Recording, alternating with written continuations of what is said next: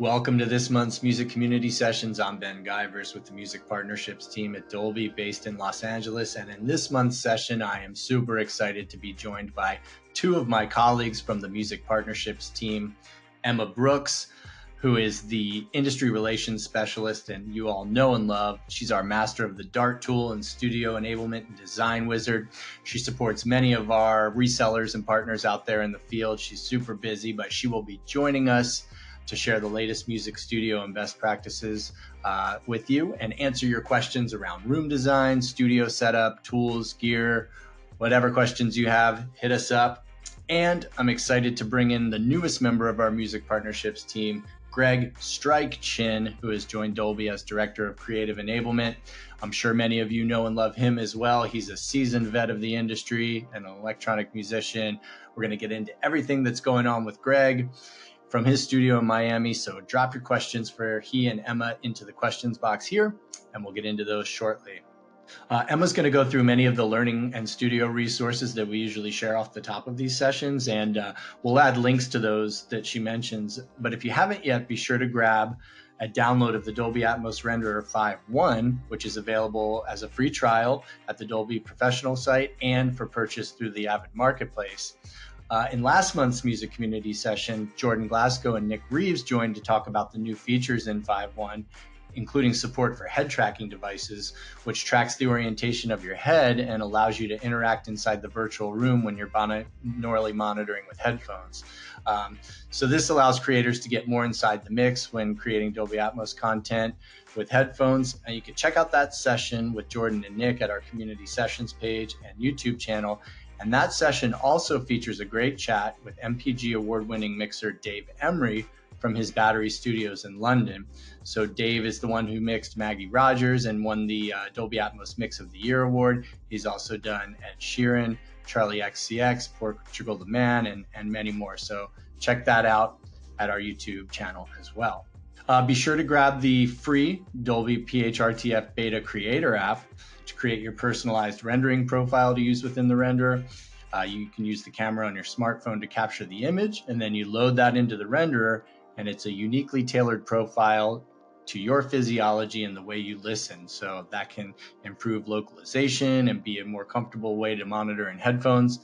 Check that out, and there's also an instructional video and more at the link below.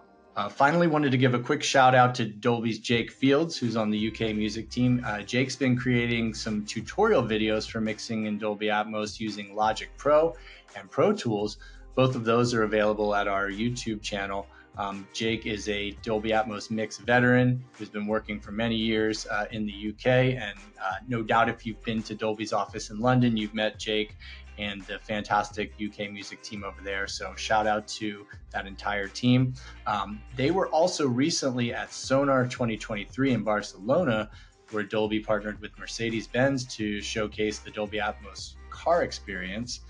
Miles Clark, also from the UK music team, who I'm sure many of you know, hosted a chat with artists William Orbit and our friend Max Cooper, who's also a longtime friend of Dolby. You can check out a recap video of that at the link below, and everything that was going on at Sonar in Barcelona with Dolby Atmos. Okay, so with that, let's jump into our conversations with Greg and Emma. Drop your questions into the questions tab here and go to. All right, I am so pleased to welcome the newest member of the Dolby family from his studio in beautiful Miami, Florida. He is the Director of Creative Enablement on the Music Partnerships team, Mr. Greg Stryke Chin. Greg, congrats and welcome. Thank you so much, Ben. It's a real pleasure. It's a privilege to be here, and I'm really excited. Thank you.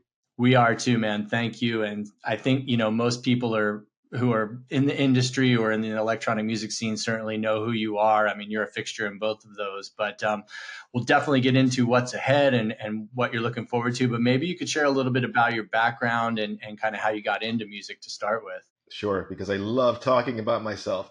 Thanks. Yeah, I'll jump right in. So originally born and raised in Kingston, Jamaica. Dad is Chinese, mom's Jamaican. Moved to the States when I was 10. Started playing piano when I was 4. I'm a musician. I'm a pianist. That's how I started. Got into music through that. Started composing, writing music when I was around 10 or so. got into DJing. Once I moved to the States, my whole musical palette just totally opened up with everything that was on the radio.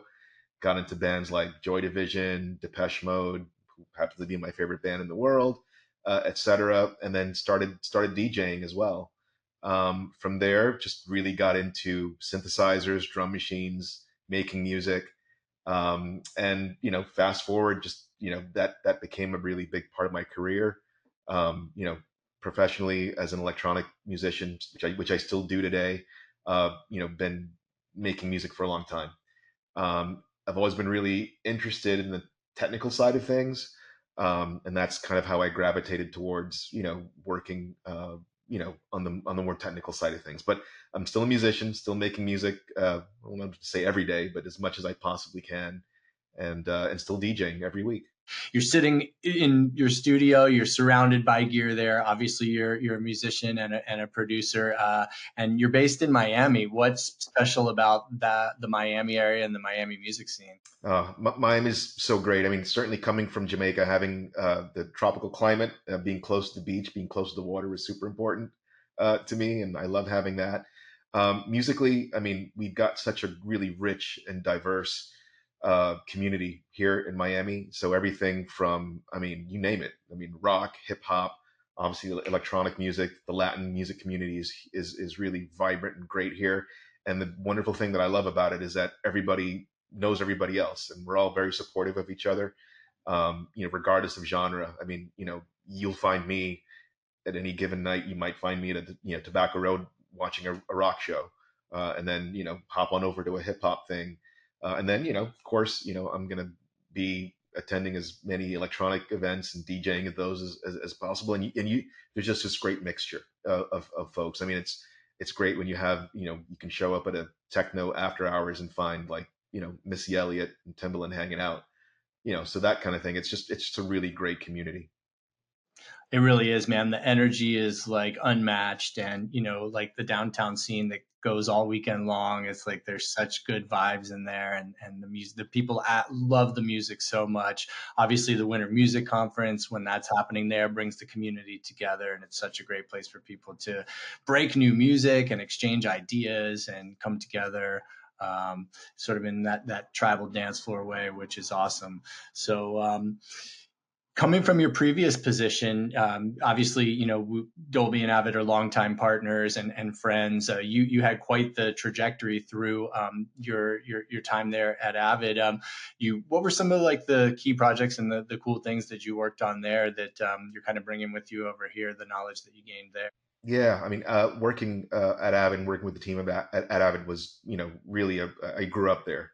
I started off as an LE product specialist, so started off in Pro Tools LE. That's really where I got my start in Pro Tools as a product specialist, kind of evangelizing LE, and then did that for a long time. Managed some of the team as well for a while, and then moved over on the product side. So over the last couple of years really I was really focused on music creation for Pro Tools specifically. So all the new instruments that have been coming out in the last year or so, Synthcell, Groovecell, Playcell, and even some of the newer ones that'll happen.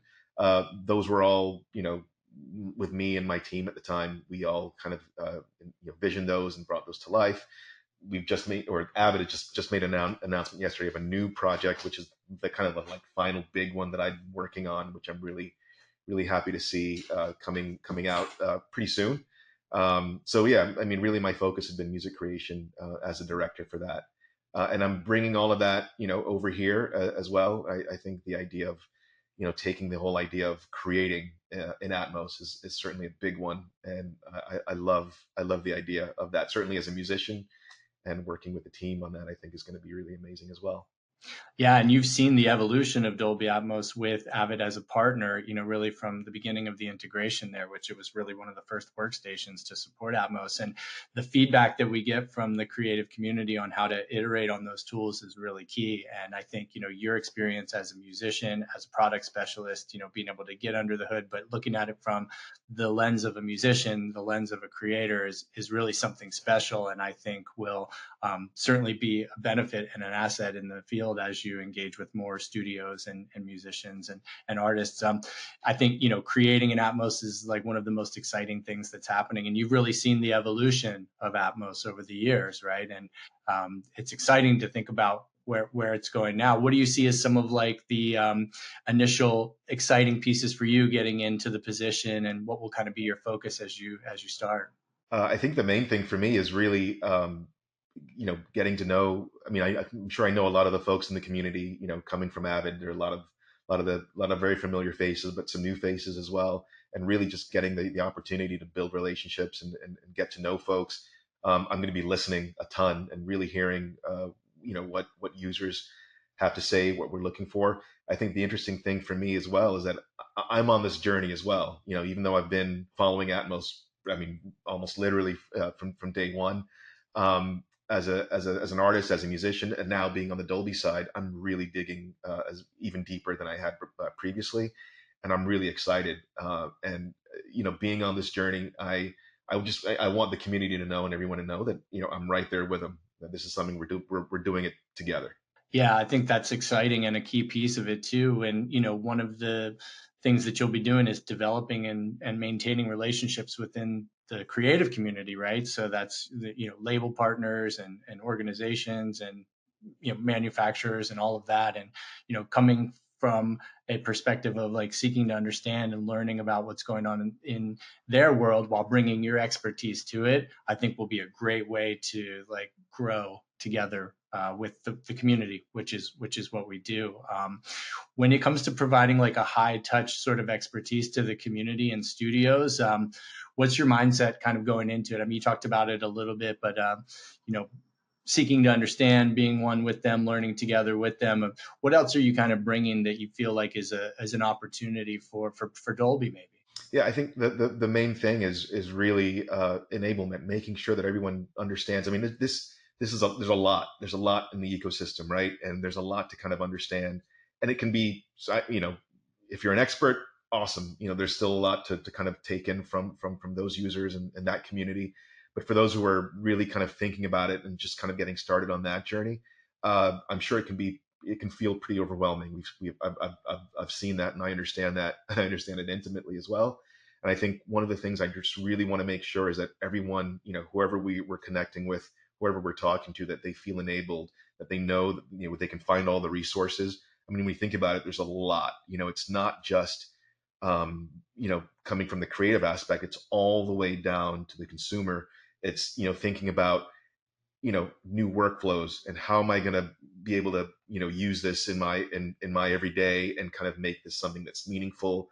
Make that, I don't want to say it's a transition. I would say it's an extension. Really, it's really a natural progression, and how to making sure that everyone feels enabled to be able to do that.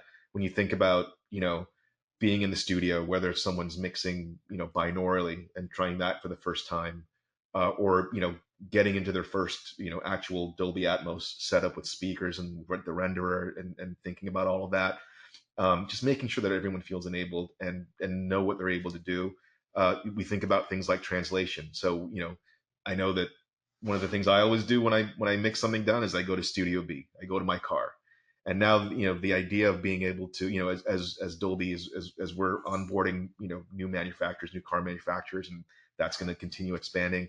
Just the idea that that's going to be, again, this whole idea of the natural progression, just making sure that everybody knows what's available to them, making sure they have all the right resources, and making sure that we as a company and that we at Dolby are doing the right thing, for all of those folks, for the entire community.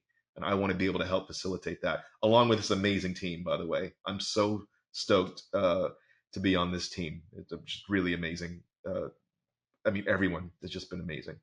Well, we're stoked too, man. And I think, we all share in that passion for education and engaging with the community and getting out there because, like you say, there are a lot of different parts to it for people to understand, right? There's the creative side and, the workstations that are enabled and the actual like workflow and like how to do the work.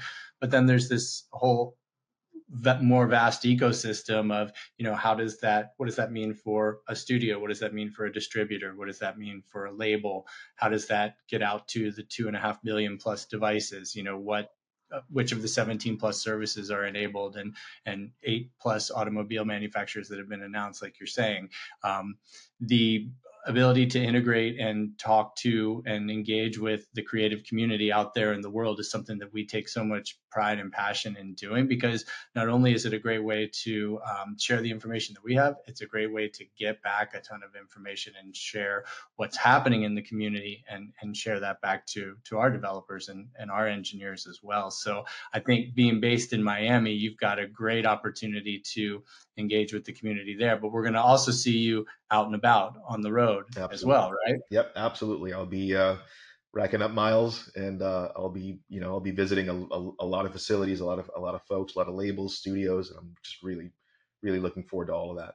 Yeah, we are too. And I think, one of the most exciting things is that this continues to grow and continues to be something that's more accessible to more people at different phases of their creative journey, whether that's getting started in headphones and Logic, for example, or all the way up to like a huge configuration in a room or professional studio. What kind of excites you the most about the next generation of creatives? I love the fact that we're really thinking about, we've seen a lot of, catalog kind of being mixed, kind of going back and grabbing stems and doing new Atmos mixes of that, which is awesome. And there's some really amazing, I've got, a playlist of my own personal favorites. The idea of writing and creating from scratch from the get-go, and having Dolby Atmos be a part of that really from the start is something that I think is the most exciting thing. I just had a summer camp with the Grammy camp, and I announced my that I was coming to Dolby, and we did a half day on Atmos.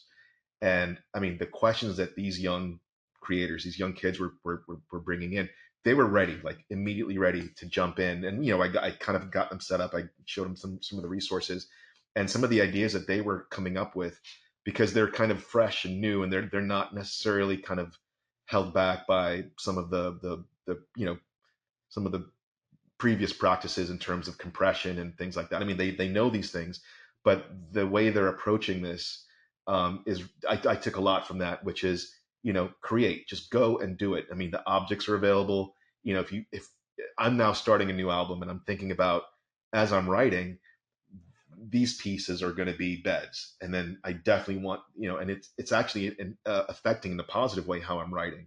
Being able to think that this arpeggio is going to be an object that's going to do X, Y, Z. It's going to move in this way, and it's the amount of freedom, I think, creatively, I think is what I'm most excited about for what's next. And you touched on it briefly, but you're also a teacher. Obviously, you're a mentor, no doubt. But can you talk a little bit about some of the educational work that you do? You touched on it a little bit with Grammy U, but share with us a little more about that. Sure. Yeah. Over the past 14 years, I've been a faculty member for Grammy Camp. I was a national trustee for the Recording Academy for a couple of terms. I was a president for the Florida chapter for the Recording Academy. So I'm very involved with the P&E wing, with the Academy overall. I've been teaching Grammy Camp for the last 14 years or so, the electronic music production track, which I also wrote the kind of the curriculum for. I helped co-write curriculum for University of Southern California's music production curriculum, artist in residence over at University of Miami. So I'm on kind of break from that right now. But yeah, I mean, I think education is such a really big piece of who I am, and just again, it all goes back to enablement. For me, the reason I do what I do in terms of being here at Dolby is again is just making sure that everybody has what they need, and I don't say teaching, but certainly helping and enabling as much as I possibly can. I think that's what we all try to do, and that's what we all want for sure. So that's a really big piece of who I am. Yeah, man. Well, it's really exciting. And again, congratulations. If folks have questions for you, they can drop them into the questions tab here in GoToMeeting, and we'll answer those here shortly. But what else, man? What else should people know before we jump into Q&A, or are you ready to do this? Just that I'm really excited. I cannot wait to get out there and shake hands and kiss babies and spend time in label offices and studios and just really digging in. It's gonna be a heck of a journey, and I'm really so excited.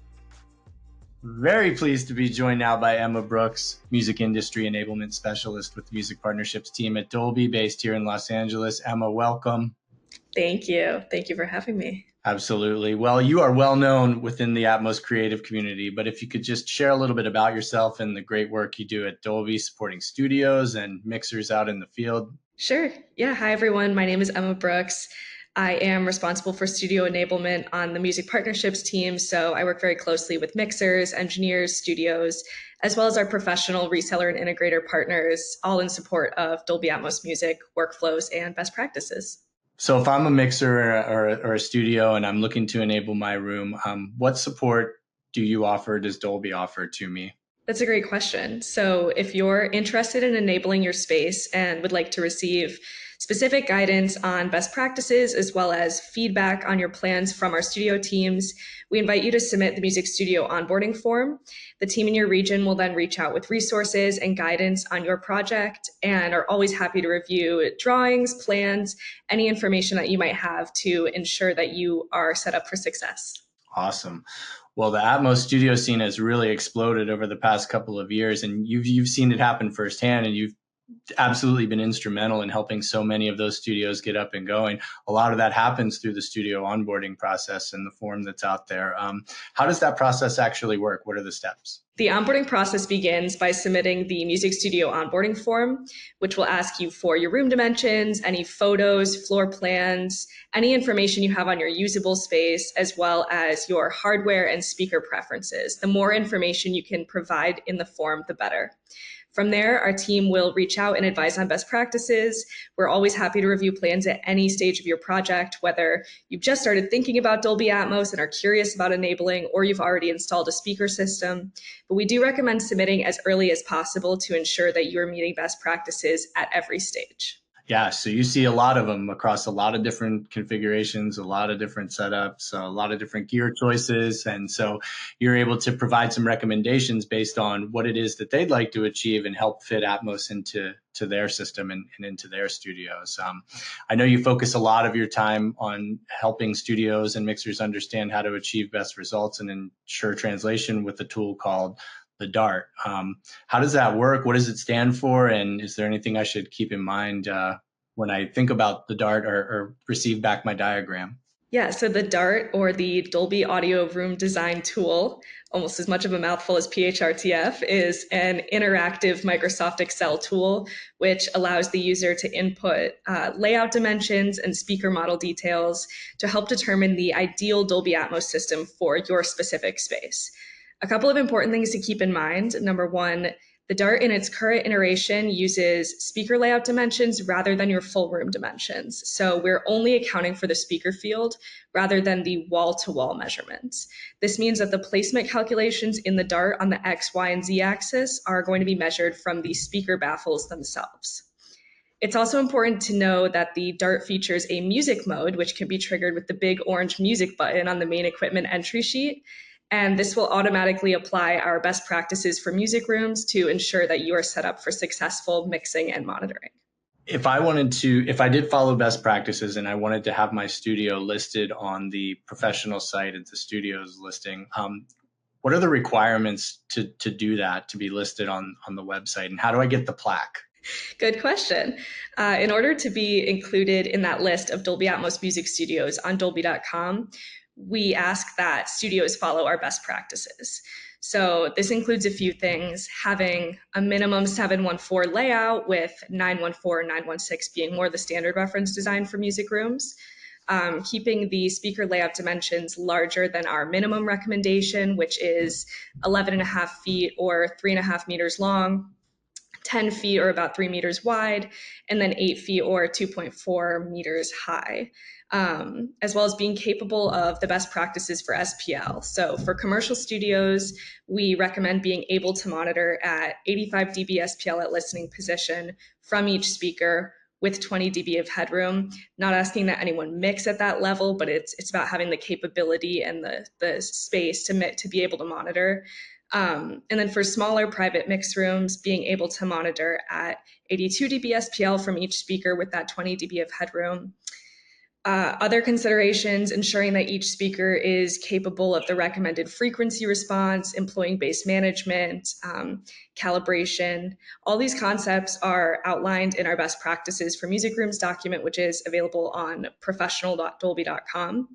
And then for clarity, it's important to keep in mind that we don't have a certification or spec for music rooms, but we keep the 2 lists of studios that have been verified to meet our best practices. So there's a public list on the website, and then there's also a master list that gets shared with label partners and so on. Nice. So we'll pop the link down in the bottom for people to check that out. And if I've already onboarded my studio, but I want to get in touch with you or the studio's team, how do I connect directly with you, and what other resources should I keep an eye out for out there in the world? Yeah, so you can connect directly with me or the studio team at musicstudios@dolby.com. If you have questions, we can absolutely help direct you to the right resources. In terms of getting specific system guidance, the onboarding form is a great place to start. It allows our team to track your project from inception to completion, as well as provide guidance along the way. And then we also recommend consulting with one of our Dolby professional partners. So this is going to be our network of trained resellers and certified service partners who are equipped to provide that high touch expertise and help determine the best system for your specific needs, preferences, and budget. The DART and our best practices document are available on professional.dolby.com, as well as the onboarding form and that public list we mentioned of Dolby Atmos music studios. And then for any quick questions about maybe the renderer, DAW integration, other content creation tools, or even room design, we do encourage folks to utilize the professional support forum. Our global teams monitor and respond to those inquiries almost daily and can definitely point you in the right direction. Yep. Shout out to Adam and Bennett and team for fielding all of those questions and doing an amazing job at answering those questions. So they're a huge help as well. All right. So we're going to have Emma stick around to answer some questions. So if you have something for her, please drop it into the questions box here. We'll invite back the rest of our guests for a Q&A session as well. And with that, let's jump into it. All right.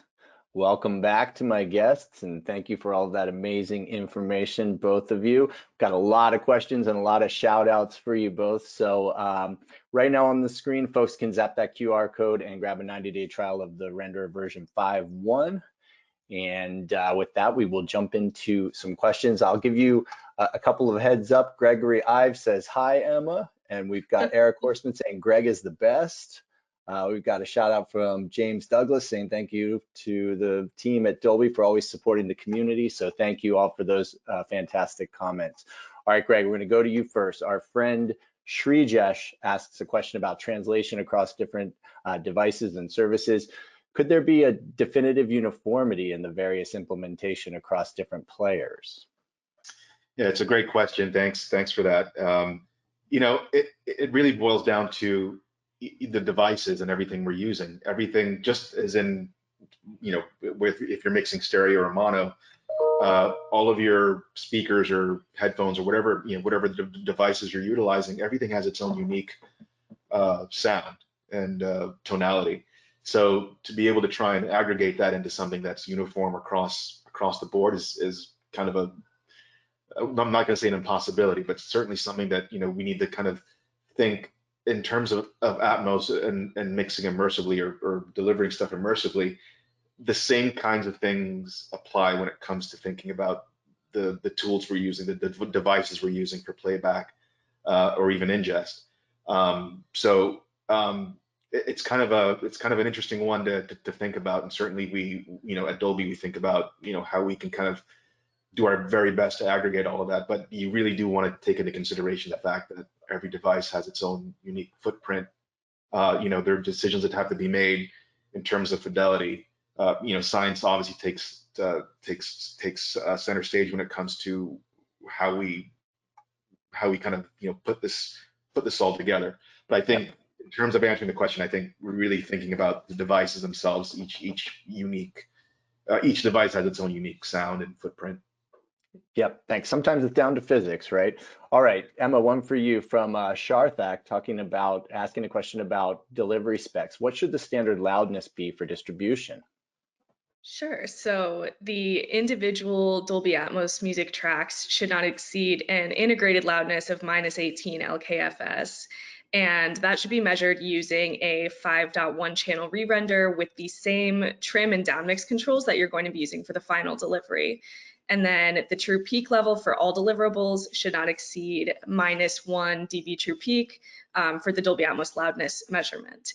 We do have a music master delivery specification document that goes in depth on re-renders, on measuring loudness, as well as the recommended monitor configurations and studios for QC, which we're happy to link here. Yep, we'll pop those into the chat. Thank you. Another one for you, Emma, a question from John Henry. We get this one a lot, right? What is the simplest Dolby Atmos system that one can build? Yeah, it's a great question. At minimum, kind of high level, a Dolby Atmos music system should consist of your DAW, the Dolby Atmos renderer, or your enabled DAW, an interface with at least 12 DA, and then your monitors. So it's also important to highlight in that the necessity of having a method for calibration and tuning. Room calibration is very important because it's about providing confidence in your mixes, as well as consistent translation across playback devices and services. We always recommend consulting with a Dolby Atmos enabled reseller in your area. They can help determine the ideal solution for your existing preferences, your budget, and your current workflow needs. And then always recommend submitting the music studio onboarding form, as we're happy to work with you on agile solutions. Awesome, thank you. All right, Greg, you got a couple of shout outs from Eric Horseman here. So he sends you a congrats. He also says that he's just doing an Atmos songwriting week in Berlin with the Dolby Institute team on an Atmos mixing houseboat. So that sounds pretty interesting. He also has he made a comment, I guess we should say, about kind of regional material, regional education material, ways to highlight the great work that's going on over there in Germany. We know and love Eric, but he sends that shout out if you'd like to address that one, Greg. Sure. Well, first, Eric, awesome to see you, and thank you for that. Eric and I go way back, so it's awesome to see, and it's been awesome to see all the great work you've been doing. I know you're mentoring now with us at Dolby Institute.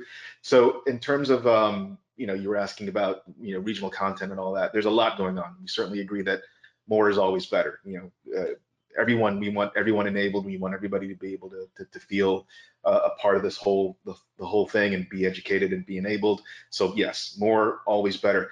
In regard to Germany specifically, I think you already know that there's a lot of great work happening there. You're a big part of that with Dolby Institute and others. There's a lot going on. So definitely we do have regional teams around the globe that are producing content, events, and all of these things. So I would strongly suggest make sure you're following us on socials and finding where things are. Of course, we're happy to if your area maybe you'd like to learn more, please shout out, give us a shout out, whether on socials or wherever else, and we're happy to take a look and see if we can point you in the right direction. Yep, and you've got a great resource in Germany with our buddy David Ziegler, who I'm sure you know well. So looking forward to seeing what you guys are up to out there, Eric, and thanks for sending the note. He also says that he has been very busy mixing Dolby Atmos music, so that's great to see. All right, here, Emma, one for you. How can we highlight the creative potential that Dolby Atmos music will afford artists and compelling consumer experiences available to their fans? So that's a good one. It's a great question. In terms of highlighting to artists, it's really a bigger box of crayons, a bigger tool set for them to work with, and a bigger tool set for the mixer to work with as well. We've had incredible momentum, 2.5 million devices, 9 automobiles, auto manufacturers enabled, 16 streaming services. So it's really exciting to be able to highlight that potential to artists as well, and how their mix and their music is going to translate to consumer devices, different platforms that all have their own unique sound. Yep, awesome. Matt Noble sends a congratulations to you, Greg. That's awesome. Let's see here. From Marshinge, any suggestions? This kind of goes back to the previous question, Emma, on kind of low cost solutions, but suggestions for a lower budget kind of studio with minimum requirements. Yeah, like I said, we always recommend using the onboarding form to get in touch with your regional Dolby Atmos music studio team who can advise on those agile solutions, as well as refer you to a reseller or an integrator that can work for your budget and preferences. And then if you're looking for a place to listen to your mix because maybe you're not up and running already, we do have that list of music studios on the website, as well as studios that may choose not to be listed, maybe a private mix room or something that's not generally commercially bookable, but we always recommend reaching out to music studios at dolby.com if you're looking for something in a specific region. Awesome, thank you. Jeffro Cohen sends a shout out. Congrats to Greg and also Tony Joy as well. Alexandra asks a question here and was also this was also a pre-submitted question, which we'll send to you, Emma. Talking about LFE and bass management with multiple sub setups. I have a dual subwoofer config with LFE and bass management and both subs placed between the LCR. I've seen one for LFE and one for bass management and different configurations. What is best for mixing low end in LFE? And then the second part of the question is, and in binaural as well. Sure. Yeah, fantastic question. The good news is that there are multiple ways to calibrate your low end to achieve a really good result. So the calibration method is always going to depend on the specific room, the speaker system and configuration, as well as the existing wiring. The LFE channel should reflect an additional 10 dB of in-band gain compared to the center speaker for the frequency range that it covers. So it's generally going to measure about 89 to 91.5 dB on an SPL meter when using the Dolby Atmos renderer generated pink noise. So our standard recommendation for commercial music rooms has been to utilize dedicated bass management units, ideally placed near the speakers that they are going to be supporting. SPL levels for bass management are going to depend on the unit's integration with that full range portion of the speaker channel, but it will generally measure about 79 to 81.5 dB on an SPL meter when using renderer generated pink noise. And then mixing on a really well calibrated system, meeting best practices, as well as utilizing your binaural settings is going to result in that optimal translation to headphones as well. Awesome, thank you. Great info there. Here's one that I can answer that Larry has asked. I'm looking forward to learning more about Atmos and how my productions can benefit from it. Kind of ties into one of the previous questions that we answered, but just to add a little bit of detail to the answer, Larry, I definitely check out our social channels. Our YouTube channel highlights a lot of activity across various regions. I mean, those could be like industry events or consumer engagements, partner activities. Our Instagram channel highlights a lot of various music releases and a lot of other things as well. And as Emma's mentioned a couple of times, our professional site highlights has a lot of resources, but also has a section called Hear from the Creators, which highlights creatives and artists sharing the benefits of their work in Atmos. I mean, there's people like No ID, Brian Eno, Victoria Monet that are featured there. So I encourage you to check that out. A question from Anna, do you sponsor artists who are already working with Atmos and want to develop their music project in Atmos? And I can take this one, and if anybody else wants to jump in. Anna, we don't really sponsor in terms of a paid sponsorship. We don't sponsor artists, and we're not an A&R team. But if you're interested, as was mentioned before, the Dolby Institute's Artist Accelerator program, which does help equip young creatives with the tools for success and helps them develop their skills, not only in Atmos, but in Vision as well.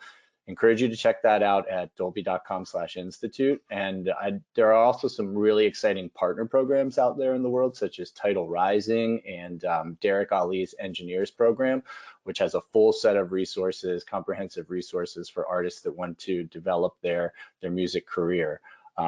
If you do have a release coming up and you want to submit it for consideration to our marketing team, you can send that to musicrelations@dolby.com, and we may be able to amplify some of the work that's being done on our social channels there. Okay, another one coming in here from Derek. Considering most major mixers have mapped their configuration for a separate bed for not having enough channels in the current bed, will there be an increase to bed count? Emma, do you want to just quickly touch on that? Yeah, absolutely. Definitely understand where this comes from. I know that certain DAWs have implemented buses or tracks that are larger than 712. And that implementation of wider track widths is generally done using static objects or a bed, like a 7.1 bed, plus your static objects. Using these larger buses or tracks in your DAW is not going to affect the renderer's maximum bed width. The purpose of the 712 bed in the render was to provide creatives with the ability to easily send signal that would already kind of be sent to the bed to your overhead channels. And then for any element that requires more control, granularity, and front to back panning, we do recommend using objects. Awesome, thank you. All right, a couple more here. From Gote, I hope I pronounced that correctly. What is the best way to QC my mixes? Emma or Greg, if you want to jump in. Sure, there are a few ways that you can QC your mix. You can export an MP4 from the renderer, load it onto a thumb drive, and then test your mix on an Apple device by exporting an MP4, sending it to your Files app, and listening on a pair of headphones that support Apple Spatial Audio with Dolby Atmos. Just ensure if you're using that method that you're using a compatible device, compatible operating system, and then headphones like AirPods Pro or AirPods Max.